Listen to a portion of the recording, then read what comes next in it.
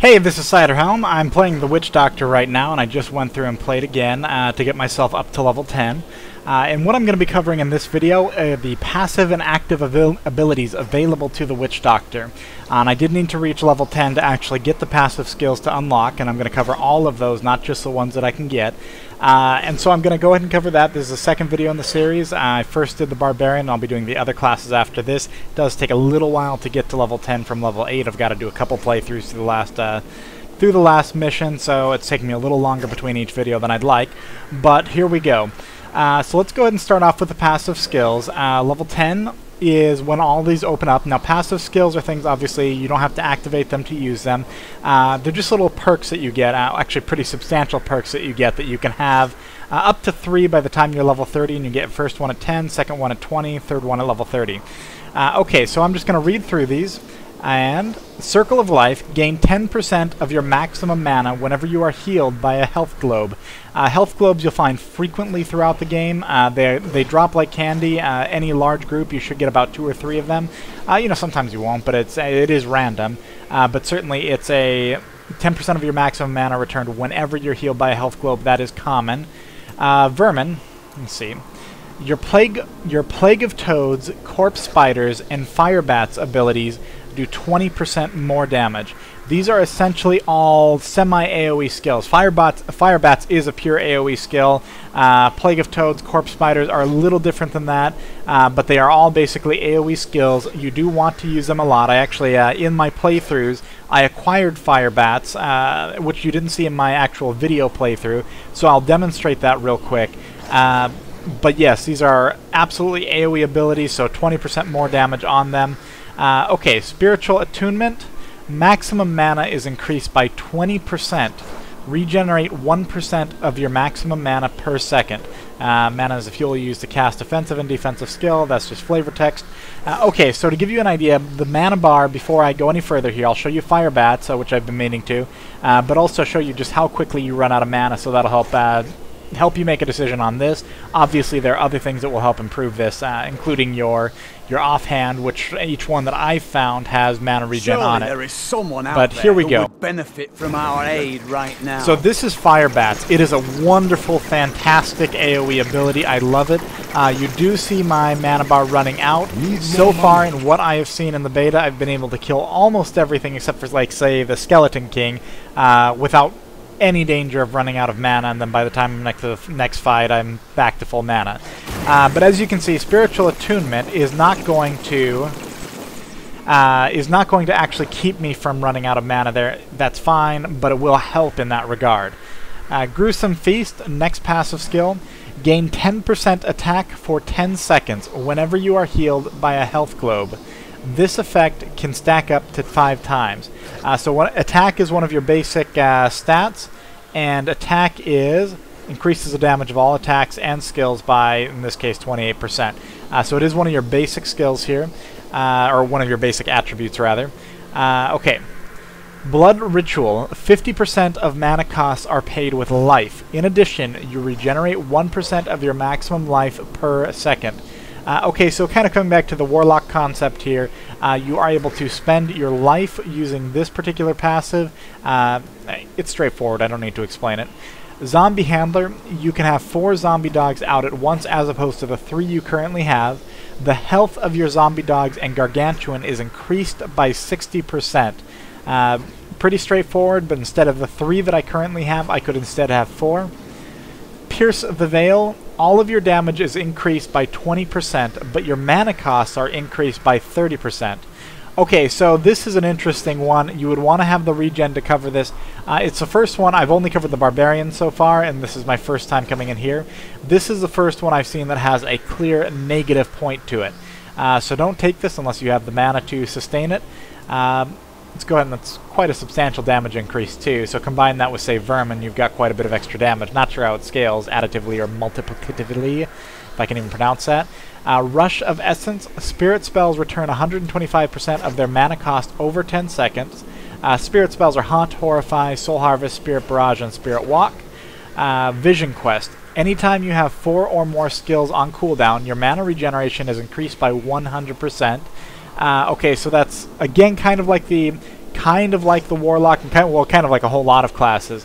You're going to be, if you're using a lot of abilities, you're going to get a large amount of mana regeneration here, kind of pushing you towards making sure that you are using your full toolkit at any given time. All of the abilities that you have active, or most of the abilities you could have active, you should be using them, and you'll get the benefit out of that. Fierce Loyalty, all of your pets gain 100% of the benefit of your Thorns items. Thorns items are whenever you're being attacked, you deal damage back. That's interesting. I haven't actually read through this up to this point, so that's interesting. Death Trance, reduce damage by 20% whenever you are below 50% of your maximum life. So just overall, you're a little more survivable, or quite a bit more survivable. Tribal Rights, the cooldowns on that would I should say that should have good synergy with, let's see, where was this? Where was this? Blood Ritual. 50% of mana costs are paid with life. Okay, so this should have good synergy here. Tribal Rights. The cooldowns of your Fetish Army, Big Bad Voodoo, and Hex abilities are reduced by 25%. To really understand this, we should go look at the active abilities. So again, the passive will be able to have 3 at a time. You gain them every few levels, or every 2 levels as it were. And then, let's go on to our active skills. Okay, so you've seen a lot of these on the playthrough, so I'm not going to be showing you a lot of these on the playthrough. But let's go ahead and go through this. Poison Dart. Now, these are under the physical realm. Poison Dart. 39 mana, shoot a deadly poison dart that deals 10 to 15 poison damage, and an additional 12 poison damage over 2 seconds. So this is a basic, you're at a range, you're able to hit targets with this, deal quite a bit of single target damage. Pretty straightforward. I used it through most of the playthrough. Plague of Toads. Release a handful of toads that deal 15 to 21 damage to enemies they come in contact with. Just because it's so cool, I'm going to go ahead and just show it off here. I love this ability. Fire Bats is a little better, but this is still pretty cool. So these will just run. They are random. They're like the wizard in the I don't remember the exact name of the ability, but with the lightning bolts to come out. But they're fantastic, especially when you're somewhat close to combat and you're relatively well assured that they're going to hit their target. It's the same amount of damage as, let's go back in here, Zombie Charger. Now, it's about the same amount of damage, 15 to 20, yeah, exactly the same amount of damage as Zombie Charger. I'm going to go ahead and use Zombie Charger here.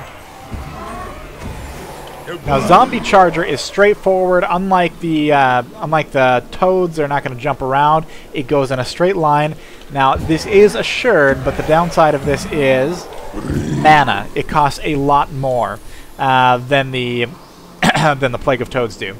Corpse Spiders. Corpse Spiders are also a little bit fun. They're basically spider grenades, and nothing is better than spider grenades, right? But they are temporary. They die very, very quickly after they're out, and they're also high mana. Again, so high mana, high mana, high mana, and the Corpse Spiders being the worst of them. The Fire Bats I already showed you. Absolutely love this ability in my recent playthroughs. I didn't get to show it off, so here it is. Basically, you are a flamethrower. It makes it a little difficult if there's a ton of enemies around. You've got to make sure that you're getting close to combat, so you don't want to have your poison dart, accidentally be stopping yourself to poison dart something. But overall, if you can get in close and you've got a lot of enemies, I got a number of new records for number of enemies killed in one blow while channeling this. So they're a lot of fun. Okay, so Firebomb is the next one. These are the skills I haven't gotten to yet. Firebomb, lob an explosive skull that deals 15 to 19 fire damage to all enemies within 8 yards. I'm assuming that's a little bit like the spider grenade, but a fire grenade that's a skull. But the spider grenade is being a spider bomb is pretty cool. Locust Swarm, summon a plague of locusts to assault enemies, dealing 9 poison damage per second for 3 seconds.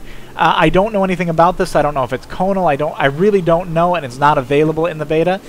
Summon a plague of locusts, so take it for what it is. The locusts will jump to additional nearby targets. Acid Cloud. Acid falls down, dealing an initial 22 to 30 poison damage, followed by 5 poison damage per second to enemies who remain in the area. Straightforward. Don't know how it's going to play out. Again, not available in the beta.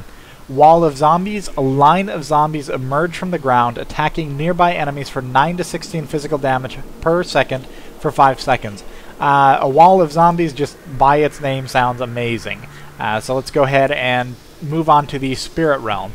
Okay, Spirit Realm, Haunt. Haunt an enemy with a spirit, dealing 38 arcane damage over 7 seconds. If the target dies, the spirit will automatically haunt another nearby enemy. You may have up to 3 haunt effects active at once. Okay, so I showed this off a little bit. It's not terribly exciting to me. I'm sure some players will love this. I did show off the mechanics of it a little bit in Hadrig when we went down to kill his wife. So if you want to watch the playthrough for the Witch Doctor, that's where I show off some haunt. Horrified, don a spectral mask that horrifies all enemies within 12 yards, causing them to run in fear for 5 seconds. Again, straightforward ability here. Go ahead and Spirit Walk. 41 mana, cooldown 15 seconds, enter the Spirit Realm for 3 seconds. While in the Spirit Realm, your movement is unhindered. Your link to the Spirit Realm will end if you cast any spell or your physical body sustains 50% of your maximum health and damage. So Spirit Walk is... I don't know if this was in the original Diablo 2. I really don't, so I'm not going to even attempt to speak on what this ability does for fear of somebody telling me what it does, and they'll be totally right and I'll sound like a moron. I've done enough of that. Soul Harvest. Feed on the life force of up to 5 nearby enemies within 15 yards. Gain 34 attack for each affected enemy. This effect lasts 30 seconds. Again, gain 34 attack for each affected enemy. Flat amount. Again, it does... that is one of your base attributes. Okay. Spirit Barrage. Bombard a target with a Spirit Bolt that deals 13 to 26 physical damage. Again, not available in beta. I don't know exactly how this works. Whether you pick the target, whether it can go over other targets, whether or pass through other targets. Just don't know anything about it. Mass Confusion. Incite paranoia an enemy, causing some to fight for you for 8 seconds. Could be useful, could be a cooldown, could be something you don't want as part of your normal kit. I don't know. Okay, support. Summon zombie dogs. This is a basic thing that we've been using throughout the game, throughout the playthrough I was doing. Very helpful. They do keep things at a distance from you when you want to keep them at a distance. So far, I've enjoyed using them. That's about all I can say. Grasp of the Dead. Hands reach out from the ground, slowing enemy movement by 30% and dealing 5 physical damage per second for 8 seconds. This is pretty straightforward. I haven't had much... I didn't really have much use for it. It seems like a small amount of damage where I've got to keep things around it. It seems like it could be helpful, especially if I was really in tune with the class. Situationally, it could be a lot of fun. That's up to you. Hex. Summon a fetish shaman for 8 seconds. It will hex enemies into chickens. Hexed enemies are unable to perform offensive actions and take 20% additional damage. My experience with Hex is this guy does not move around a lot, just kind of stands there and will hex something. Also, notice how he's not following me, he's just kind of randomly moving. Okay, and then he disappears. A very short cooldown. It's a CC. So far, I've only ever seen him CC a single target at a time. So you turn one target into a hex. Situationally useful. My decision for not using it through the playthrough, I used it very briefly. My decision for not continuing to use it through the playthrough is I only had a certain number of active skill slots available, and that was too minor for what I was doing to be able to make effective use of it, and it was coming at the expense of Plague of Toads, which is awesome. Okay. Sacrifice. All of your zombie dogs explode, each dealing 33 to 55 physical damage to all enemies within 12 yards. Straightforward. Gargantuan. Summon a large zombie follower to fight for you. The Gargantuan swings for 6 to 8 physical damage with every swing. Okay, this is on a 2-minute cooldown, just like the zombie dogs are. It's going to be a pet. Actually, the zombie dogs are only 1 minute, so I apologize for saying that. Okay, there you go, straightforward. I haven't seen it in game, have no idea what it looks like, anything like that. It is not available. Big Bad Voodoo, cooldown 2 minutes. Summon a fetish to begin a ritual dance that increases the attack, casting, and movement speed of all allies in the area by 15% for 20 seconds. 2-minute cooldown, take it for what it is. I don't know whether it's going to be amazing or not. Finally, Fetish Army, 2-minute cooldown. Summon an army of fetish creatures to fight by your side for 20 seconds. Dagger-wielding fetishes attack for 7 to 11 physical damage. Okay, so these are the abilities. These are the active abilities. You can use them on cooldown, etc. Some of them you can use all the time, of course, like Poison Dart, basic stuff. Again, the bats are just incredible. I had a lot of fun with them. I don't know how they'll scale or anything like that. And other than this, active skills, if you're not already aware, you only have a certain number available that you can have on your hotbar at any given time. You can't do anything pro like... Okay, let's say I have Hex out here. So I'm going to go ahead and summon this guy. And then let's switch this out. Wait. Yeah, okay, you disappear pretty quick there. Well, anyway. So you can't do anything like have abilities. I'm going to check that one more time. What just happened there? Because he looked like he stayed out for longer than I expected. On the Barbarian, I was not able to do this with buffs. Horrify, let's pull out the Hex. Okay. Let's quickly switch this. I don't know if he would actively sheep something or chicken something after... Because he does take a little while to fade there, so I don't know the mechanics of that. My experience with the other ones or with the Barbarian was if I applied a buff and then I tried to keep the buff by switching the ability, the buff wore off. Hex by its nature is already a short cooldown, but it looks like that is fading quicker than the cooldown. So anyway, there you have it. These are the abilities. You can only have a certain amount on your hotbar. Not on your hotbar, but just generally available to you at any given time. Obviously, the hotbar is a big part of that. And so, early game, what I found was I had a lot of amazing damage abilities that I couldn't use the situational abilities without giving up damage. Hopefully that starts, because he does have such a cool variety of skills, that's going to start to open up as you play more, obviously as you get these other slots open. All abilities, active, passive, are available by the time you're level 30. All of your slots are available by the time you're level 24. Thank you for watching.